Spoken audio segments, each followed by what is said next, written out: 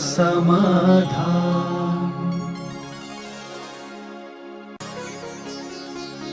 नमोस्तु गुरुदेव। गुरुदेव, जब भी हम माला फेरते हैं या कुछ धर्म का पढ़ते हैं, उसमें थोड़ी देर हमारा मन लगता है, लेकिन जब हम फिल्म, क्रिकेट आदि देखते हैं तो मन पूरा लगा रहता है। कृपया समाधान करें। कुछ नहीं है, अपनी अपनी रुचि है। उसमें तुम्हें साक्षात मनोरंजन दिख रहा है, यहाँ नहीं दिख रहा है। वहाँ साक्षात नोट गिनते गिनते जितने ज़्यादा गिनना हो उतनी रुचि और बढ़ती जाती। तो रुचि की बात है। तत्व दृष्टि, हानि लाभ, तुम्हारा मन अभी ये नहीं समझ पा रहा है कि नमोकार मंत्र जितने ज़्यादा फेरते जाएंगे उसमें कितना लाभ मिलता जाएगा।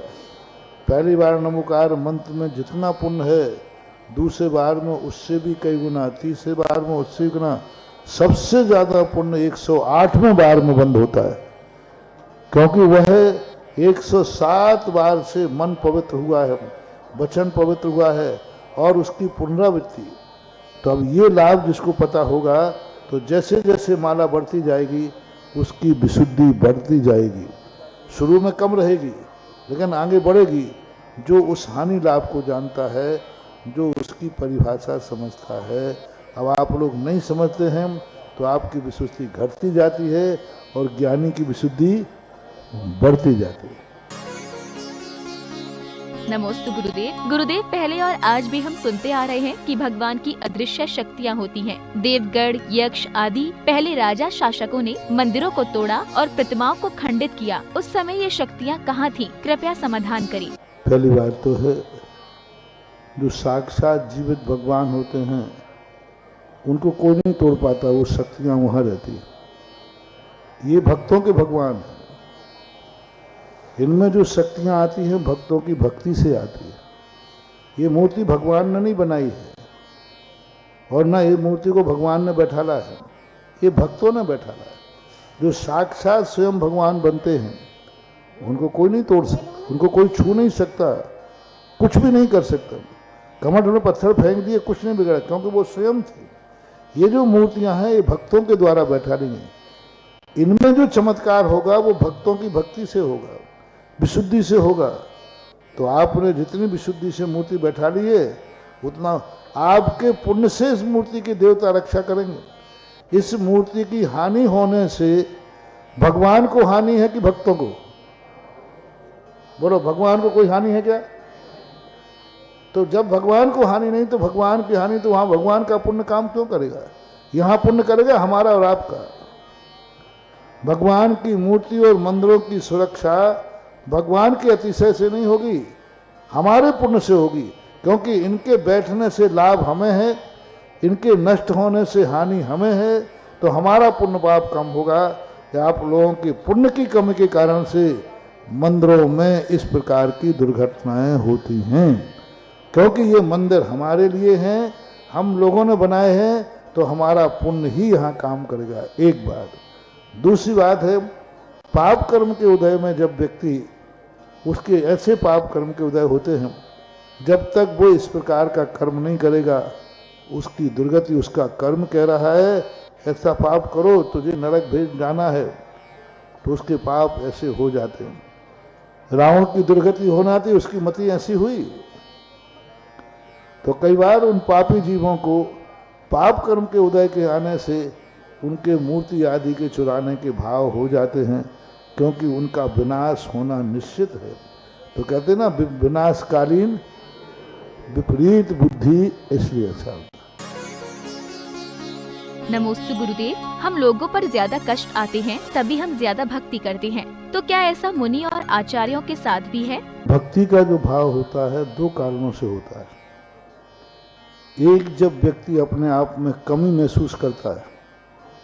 पूज्यवर कुंदकुंद स्वामी ने इसका उल्लेख किया कि जब व्यक्ति अपने आप को निर्धन समझता है तो धनवान की संगति करता है। जब व्यक्ति अपने आप को गुणहीन समझता है तो गुणवान की शक्ति करता है। और या फिर जब कोई व्यक्ति का संकट आता है तब किसी बड़े को याद करता है। दो ही कारण हैं बड़ों को याद करने के। तो एक व्यक्ति भगवान को याद इसलिए करता है कि मैं खुद अपने आप में उतना पवित्र होने की शक्ति नहीं रखता हूँ, इसलिए हे भगवान, मैं आपकी भक्ति करके मैं आप जैसा बनना चाहता हूँ। दूसरा कारण है कि संकट है हमारे ऊपर, जो संकट आया है उसका निवारण करने की क्षमता मेरे ऊपर नहीं है। अतः हे प्रभु, मैं आपका सहारा लेकर के आलम्बन। भक्ति बिना प्रयोजन के हो ही नहीं सकती। भक्ति में नियम से कोई ना कोई प्रयोजन होता है। इसलिए ये दो प्रयोजनों से हमेशा भक्तियाँ हुई है और ये दोनों प्रयोजन भक्ति के कारण बनते हैं। हाँ, संकट ज़्यादा बनते हैं भगवान को उपलब्ध करने के लिए स्तुतियाँ कम। जैसे सहस्र नाम है, वो भक्ति के संकट मोचन के लिए नहीं हुआ, वो भक्ति से प्रसूत हुआ। भक्ति एक ही भाव स्रोत है, वो भक्ति से प्रकट हुआ। तो ये ऐसे कुछ स्रोत हैं जो भक्ति से वंदे तद्गुण लब्धे, मुझे उपलब्धि हो इससे हुआ। हाँ, कुछ स्रोत संकट को दूर करने के लिए उत्पन्न हुए। ये दोनों कारणों से स्रोत की उत्पत्ति होती है, भक्ति की उत्पत्ति होती है। नमोस्तु गुरुदेव। वे कौन से भाव हैं जिन भावों से भगवान की वंदना से कर्म का छेदन का कारण बन जाता है? भगवान जो है, भगवान के समान जब बनने का भाव आता है, भगवान के गुणों को प्राप्त करने का भाव जब आता है, भगवान के उपदेशों को पालन करने का भाव जब आता है, भगवान की आज्ञा को शिरोधार्य करने का भाव जब आता है, भगवान ने जो कहा है यही सत्य है, यही सत स्वरूप है, उस समय व्यक्ति के अशुभ कर्मों का नाश होता है। गृहस्थ के लिए जिनेंद्र भगवान की भक्ति के अलावा अन्य कोई उपाय है ही नहीं। अविरत सम्यक दृष्टि को तो खास तौर से कोई भी उपाय नहीं है। किसी कारण से वो अपने कर्मों का क्षय कर ही नहीं सकता। मात्र एक साधन है, दान पूया मुखो सावो धम्मो। कुंदकुंद भगवान ने, पूज्यवर वीरसेन स्वामी महाराज ने स्पष्ट लिखा, प्राचीन काल से चला रहा है, दान पूजा शील मुपवासो चौबहो सावगो धम्मो। ये 4 प्रकार का धर्म श्रावकों का होता है। उसमें उन्होंने कहा दान पूजा मुखो। दान और पूजा ये 2 चीजें श्रावक के कर्मों के क्षय के मुख्य कारण हैं। इनके बिना कोई दूसरा हो ही नहीं सकता अविरत सम्यक दृष्टि का। और जो वृत्ति है तो फिर व्रतों के माध्यम से करता है, अपनी चर्या चारित्र के माध्यम से करता है। लेकिन गृहस्थ का तो नाम ही रख दिया उपासक। साधु का नाम है साधक, गृहस्थ का नाम है उपासक। जो जितनी उपासना करेगा उतने उसका गृहस्थ जीवन मांगलिक होगा।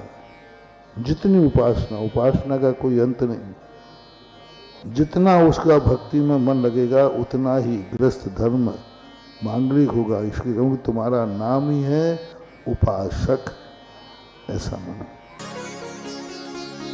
नमोस्तु गुरुदेव। भगवान के दर्शन करते समय क्या बोलना चाहिए?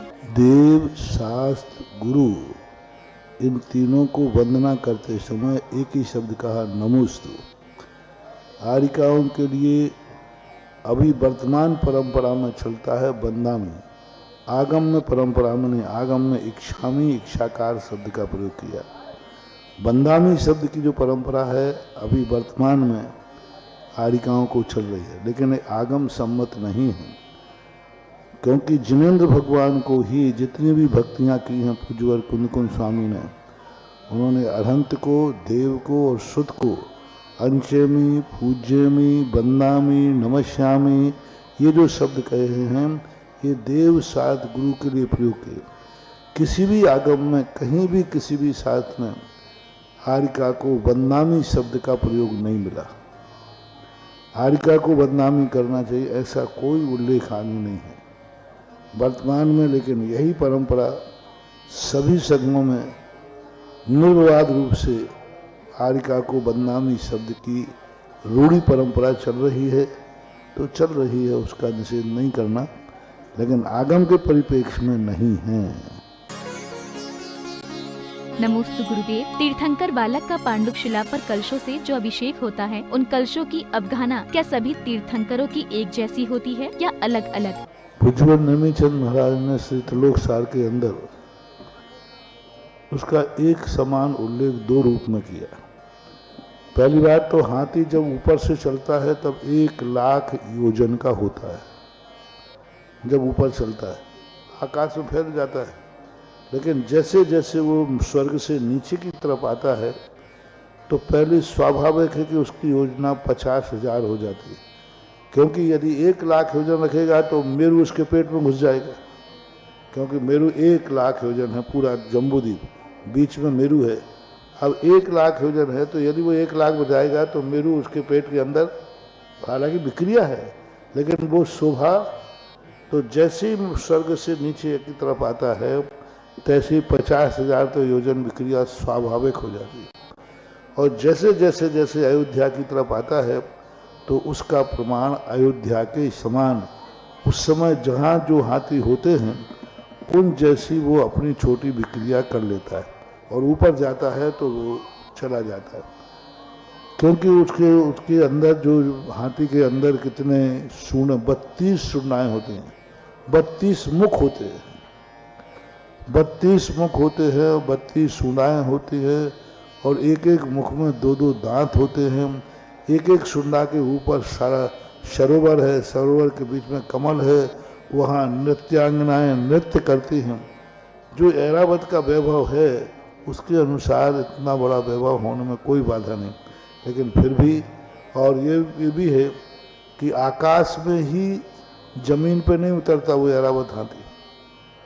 सौधर्मंद आकाश में ही उसको छोड़ करके नीचे आता है, और आकाश में उसको छोड़ देगा अयोध्या के पास में और फिर स्वयं वो चल करके सौधर्मंद आता है, ऐसा उल्लेख बनता है। कलशों के संबंध में सभी आचार्य एक मत एक समान वाले, उसका प्रमाण भी है कि भगवान महावीर स्वामी छोटी अवगाहना के थे तो सौधर्मंद को विकल्प आया, कितने बड़े बड़े कलशों का जल और ये छोटी सी अवगाहना वाले कैसे सहन करेंगे, तो उनके मन में विकल्प आया। तब महावीर स्वामी ने सोचा कि ये लोग क्या कर रहे हैं, हमें बैठाल के कलश लिए खड़े। तो अवध ज्ञान से महावीर स्वामी ने जाना, अरे ये इतने बड़े कलश ढालने के लिए हमसे डर रहे हैं क्योंकि मेरी अवगाहना छोटी है। तो उन्होंने अपने पैर का अंगूठा हिलाया तो मेरू कांप गया। सौधर नरो, आप तो अतुल बलधारी हैं, मैं कहाँ सोच रहा, मैं शरीर की अवगाहना को लेकर बल के संबंध में सोच रहा है, लेकिन अतुल बल तो सभी तीर्थंकरों का एक समान होता है। महावीर स्वामी में जितना अतुल बल था उतना ही बल ऋषभदेव में था। अतुल बल नाम के जो 10 अतिशय जन्म के हैं उनमें एक अतुल बल आता है, तो वो अतुल बल तो सब का बराबर रहता है। हाँ, चक्रवर्तियों में नारायण प्रति नारायणों का बल घटता हुआ रहता है, नारायण का तो स्पष्ट घटता हुआ बल रहता है, क्योंकि पहले नारायण ने जो कोटिशिला उठाई सिर से ऊपर उठाई थी, दूसरे ने फिर सिर तक उठाई, तीसरे ने उठाते उठाते अंतिम 9वें नारायण ने मात्र उस कोटिशिला को 4 अंगुल ही उठा पाए थे। इससे सिद्ध है कि उनका बल घटता हुआ रहता है। तो अन्य 63 शलाका पुरुषों के घटते हुए बल की चर्चा है, लेकिन तीर्थंकर के घटते हुए बल की कोई चर्चा आगम में नहीं है। अतः कलश एक समान ही मानना चाहिए। नमोस्तु गुरुदेव, कमेटी में रहते हुए हमें धार्मिक कार्य करने का क्या पुण्य मिलता है? देखो, पदों पर बैठ करके काम करोगे, क्षेत्र के विकास में सोचोगे, क्षेत्र को जब तुम्हारी जरूरत हो तो घर के काम छोड़ के जाओगे तो पुण्य बढ़ेगा, और पदों पर लेकर के यदि तुमने कुछ भी नहीं किया तो जिंदगी भर का कया पुण्य बेतवा में बह जाएगा।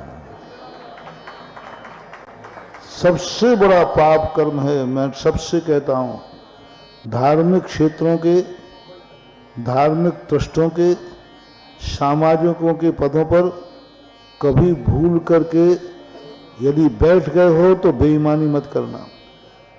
यदि तुम्हारे कारण से क्षेत्र का विकास रुक गया या क्षेत्र रुक रहा है तो महानुभाव तुरंत इस्तीफा दे देना, तुरंत। मैं इसमें काम नहीं कर पाऊंगा, मेरे पास समय नहीं। और यदि पदों पर बैठे हो तो मैंने कहा था ना, घर में यदि अर्थी रखी है और जिस पद क्षेत्र के तुम पदाधिकारी हो और दोनों एक समय पर हैं तो अर्थी बाद में उठेगी और उस क्षेत्र की पद की मीटिंग में तुम पहले जाओगे। यदि इतना समर्पण तुमने किया, इतना, ज्यादातर जितने कमेटियों में होते हैं, ट्रस्टों में होते हैं, पदों पर बैठ जाते, इनका अच्छी गति नहीं होती, क्योंकि ये पद लेकर तो बैठ जाते हैं और करते धरते कुछ ही नहीं। स्वयं कुछ नहीं करना और दूसरे को करने नहीं देना, स्वयं दान नहीं देना, दूसरों को देना नहीं देना, लेकिन पदों पे बैठेंगे, पदों को नहीं छोड़ते। महानुभाव, जब आचार्य जैसा पवित्र पद संलेखना के लिए बाधक बनता है तो और ये पद तो महान दुखदाई हैं। इनके लिए बस अब एक ही योजना बनाओ, देवगढ़ का विकास कैसे हो। तुम्हारे कार्यकाल में अलग छवि दिखना चाहिए कि इस कमेटी के कार्यकाल में यह हुआ था। अब कमेटी कार्यकाल बन गया है तो दो काम, सबसे पहले तो आज के बाद देवगढ़ के जाने वाले अभिषेक की बस खाली नहीं जाना चाहिए, सबसे बड़ा पुण्य। कल जो हमने नियम दिया, सब प्रयास करो, बल्कि दूसरी बस और लगाना पड़े तो डबल पुण्य।